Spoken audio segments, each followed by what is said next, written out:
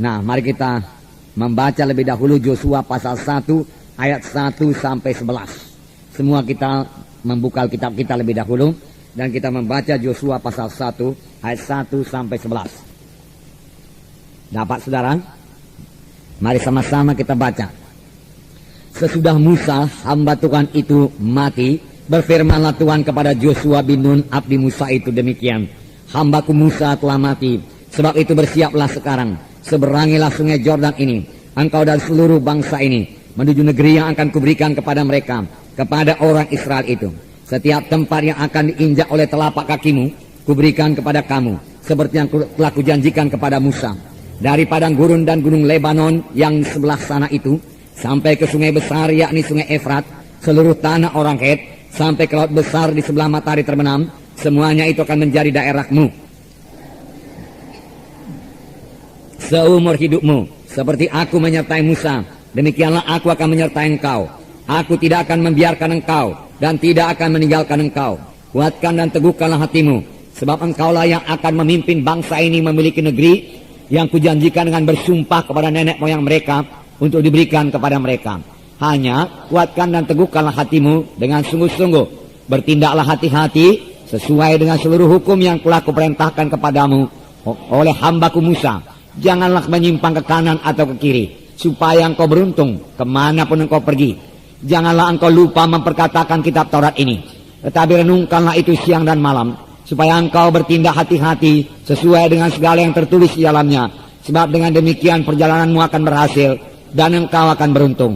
Bukankah telah kuperintahkan kepadamu, kuatkan dan teguhkanlah hatimu, janganlah kecut dan tawar hati, sebab Tuhan Allahmu menyertai engkau kemanapun engkau pergi. Lalu Yosua memberi perintah kepada pengatur-pengatur pasukan bangsa itu, katanya, jalanilah seluruh perkemahan dan perintahkanlah kepada bangsa itu demikian, sediakanlah bekalmu, sebab dalam 3 hari kamu akan menyeberangi sungai Yordan ini untuk pergi menduduki negeri yang akan diberikan Tuhan Allahmu kepadamu untuk diduduki. Nah, saudaraku, di sini dikatakan, kita baca lembaran kita sebentar. Sesudah Musa mati, Yosua menghadapi satu tantangan yang paling besar dalam hidupnya. Tuhan mau pekerjaannya berjalan terus. Janji-janjinya pasti digenapi pada bangsa Israel. Oleh sebab itu Tuhan perlu seorang pemimpin baru yang akan memimpin orang Israel memasuki tanah Kanaan. Dan Yosua bin Nun telah dipilih Tuhan untuk tugas tersebut. Kita dapat mengerti bagaimana reaksi Yosua menghadapi tantangan tersebut. Takut dan khawatir mulai tumbuh dalam hatinya. Nah, saudaraku, di sini dikatakan sesudah Musa hamba Tuhan itu mati. Kita mengetahui Musa tidak memasuki tanah Kanaan karena dosa juga, saudaraku. Memang dosa ini, saudaraku, merusak anak-anak Tuhan. Pada orang-orang yang belum lahir baru, saudaraku, dosa itu, saudaraku, merusak mereka. Sebenarnya mereka ciptaan Tuhan yang begitu indah, tetapi telah hilang kemuliaan Allah, dirusak oleh dosa. Dosa itu memang jahat, saudaraku. Oleh sebab itu sebagai anak-anak Tuhan juga, kita ini semua perlu menolak dosa, menghindari dosa. Kita ini, saudaraku, bangsa pilihan Tuhan. Tuhan berkata, hendaklah kamu kudus karena aku kudus. Tuhan yang kita sembah itu Tuhan yang suci, saudaraku. Dia tidak bisa, saudaraku, kompromi dengan dosa. Dia senantiasa menolak dosa. Nah, Musa berbuat dosa. Musa sangat dikasihi Tuhan, saudaraku. Musa bicara muka dengan Tuhan. Dia begitu rapat dengan Tuhan. Tetapi Tuhan, saudaraku, berpegang kepada firman-Nya, berpegang kepada kesuciannya. Oleh sebab itu, pada akhir hayat Musa, Tuhan berkata, naiklah engkau ke puncak gunung Pisgah. Ini pembacaan dalam kitab kita. Lalu, lihatlah tanah Kanaan, katanya. Seluruh tanah Kanaan, lihatlah, karena engkau tidak masuk ke dalamnya. Nah, saudaraku yang kekasih dalam nama Yesus, Musa, saudaraku, mengikuti, saudaraku, dia naik ke atas gunung Pisgah dan memandang tanah Kanaan. Kemudian Musa berangkat ke sorga. Nah, tidak diketahui kuburan Musa. Banyak penafsir Alkitab berkata Tuhan sendiri menguburkannya. Saudara, karena kalau kuburannya ada, saudaraku, kemungkinan besar, saudaraku, bangsa Israel akan tetap memuja dia sampai sekarang. Karena firman Tuhan berkata, tidak ada hamba Tuhan lain yang muncul yang lebih besar dari Musa. Dalam hal muka dengan Tuhan, dalam hal tanda ajaib dan mujizat. Tidak ada lagi hamba Tuhan di Israel yang lebih besar daripada Musa. Itu sebabnya, saudaraku, waktu Joshua mau menggantikan Musa, saudaraku, Joshua sedikit takut dan khawatir, saudaraku. Bagaimana menggantikan orang yang tidak ada tandingannya, saudaraku? Ya, tidak muncul lagi, Tuhan bilang, seperti Musa. Dan Joshua disuruh menggantikannya dan memimpin bangsa Israel yang besar. Bangsa Israel ini, saudaraku, pernah berontak kepada Musa. Sedangkan Musa, hamba Tuhan yang begitu besar, mereka berani memberontak. Apalagi kepada Joshua, saudaraku. Mereka berkata, Musa, apakah kurang kubur di Mesir, makanya engkau bawa kami kemari? Di sini air tidak ada, di sini makanan tidak ada. Kami rindu akan semangka Mesir, bawang merah, bawang putih di Mesir, dia katakan, saudaraku. Dia berontak. Tetapi Tuhan berkata, mereka bukan memberontak kepadamu, mereka berontak kepadaku. Nah, saudaraku yang kasih dalam nama Yesus.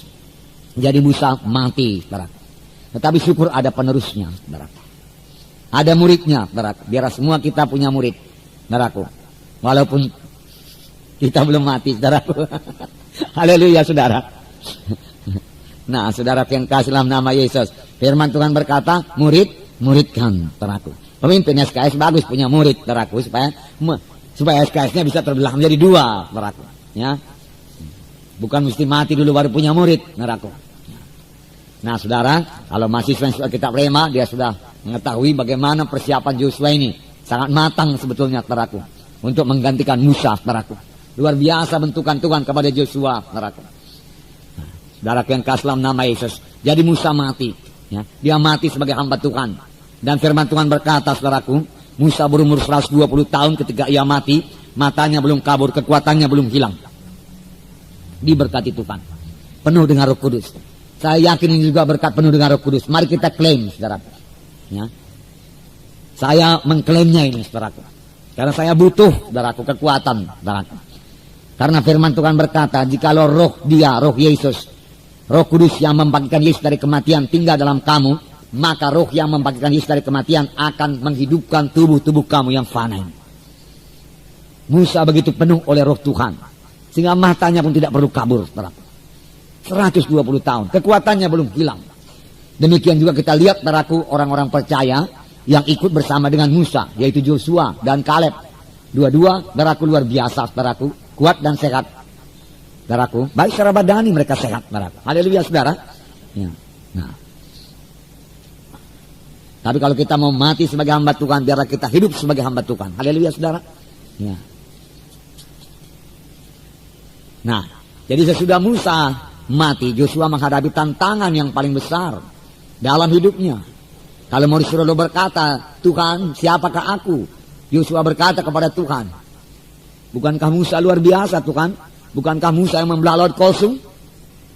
Bukankah Musa yang memberi mana dari sorga, Tuhan? Joshua berkata, ya. Bukankah Musa yang berbuat tanda ajaib luar biasa, yang membebaskan bangsa Israel dari Mesir, 10 bala di tanah Mesir? Tetapi Tuhan berkata kepada Joshua, Joshua, dengarkan. Bukan Musa yang memberikan 10 bala itu, aku yang membuatnya, Tuhan berkata. Bukan Musa yang memberikan mana tiap-tiap hari kepada bangsa Israel, aku memberikannya. Bukan Musa yang membelah laut Kolsum, aku yang membelahnya, Tuhan berkata. Karena aku menyertai Musa, dan sama seperti aku menyertai Musa, aku menyertai engkau. Haleluya, saudara. Nah, saudara, percayakah saudara bahwasanya Joshua disertai Tuhan? Ya, sehingga Joshua pun berhasil memimpin bangsa itu memasuki tanah Kanaan, memasuki tanah pergantian, saudaraku. Demikian Tuhan menyertai, saudaraku, hamba-hambanya, saudaraku. Demikian kemudian Tuhan menyertai Petrus. Haleluya, saudara. Tuhan menyertai Paulus, saudaraku. Tuhan menyertai Filipus, saudaraku. Demikian Tuhan menyertai saudara sekarang. Haleluya, saudara. Nah,